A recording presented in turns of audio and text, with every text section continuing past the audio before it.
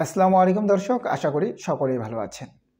আমির হামজাকে প্রকাশ্যে ক্ষমা চাইতে হবে ছাত্রদল।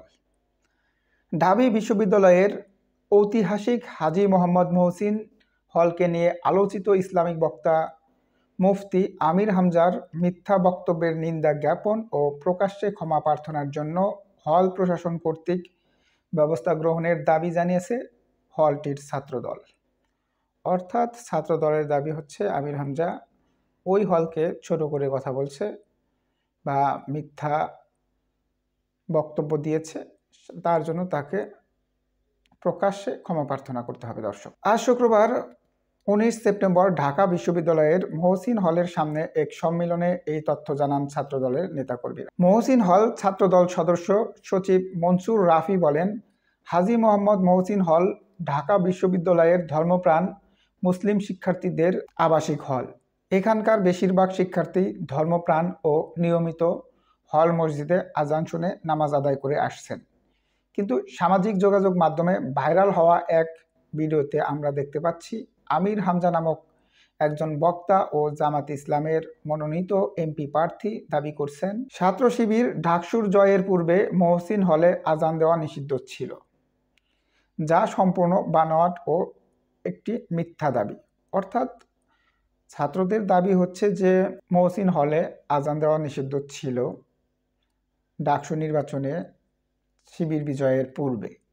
এটা সম্পূর্ণ মিথ্যা হিসাবে ছাত্রদল দাবি করছেন। দর্শক, আমাদের আবাসিক হলের ব্যাপারে এমন জঘন্য মিথ্যা বক্তব্য আমাদের ধর্মীয় অনুভূতিতে আঘাত এনেছে।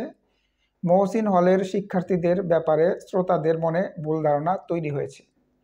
অর্থাৎ আমির হামজা সাহেব যে বক্তব্য দিয়েছেন তাতে মহসিন হলের প্রতি মানুষের একটা ভুল ধারণা অবশ্যই হবে। কারণ হচ্ছে মহসিন হলে যারা দায়িত্বে আছেন তারা যদি শেখ হাসিনার পতনের পরও ওই হলে আজান না দিতে দেয় তাহলে সেটা তো সম্পূর্ণটাই ছাত্রদল বা হচ্ছে নেতৃত্বাধীন যারা আছে তাদের উপর যায়, যার কারণে এটা শ্রোতাদের মনে ছাত্রদলের প্রতি একটা ভুল ধারণা তৈরি হবে বলে দাবি করেছেন তারা। তিনি বলেন, আমরা মহসিন হলের শিক্ষার্থীরা এমন অসত্য, বানোয়াট ও মিথ্যা পরিপূর্ণ ধর্মের মোড়কে রাজনৈতিক বক্তব্যকে ঘৃণা বলে প্রত্যাখ্যান করছি। আমরা রাজনৈতিক উদ্দেশ্য প্রণীত নোংরা এই বক্তব্যের তীব্র নিন্দা ও প্রতিবাদ জানান। এই বক্তব্যের তীব্র নিন্দা ও প্রতিবাদের পাশাপাশি মহসিন হলের শিক্ষার্থীরা দেশবাসীকে ধর্মের নামে মিথ্যাচার ও অপরাজনীতি করার গোষ্ঠী থেকে সতর্ক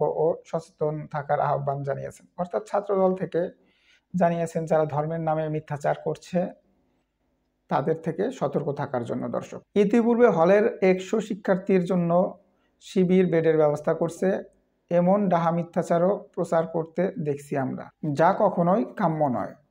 তিনি আরও বলেন, উপরোক্ত নোংরা ও মিথ্যা বক্তব্যের জন্য আমির হামজাকে অবশ্যই প্রকাশ্যে ক্ষমা চাইতে হবে। অর্থাৎ ছাত্রদলের পক্ষ থেকে আর একটা দাবি করা হয়েছে, যেটা আমির হামজা বলেছে যে 100 নতুন বেডের ব্যবস্থা করছে ছাত্র শিবির, এটা সম্পূর্ণ মিথ্যা। আর উনি যে আজানের বিষয়ে মহসিন হলের সম্পর্কে যে বক্তব্য দিয়েছেন, এই মিথ্যা বক্তব্যের জন্য, নোংরা বক্তব্যের জন্য তাকে অবশ্যই প্রকাশ্যে ক্ষমা চাইতে হবে, এমনটি দাবি করেছেন মহসিন হলের ছাত্রদল থেকে। দর্শক, মহসিন হলের ছাত্রদলের দাবিটাকে আপনারা কিভাবে দেখছেন অবশ্যই কমেন্টসে জানাবেন। ধন্যবাদ সকলকে। আসসালামু আলাইকুম।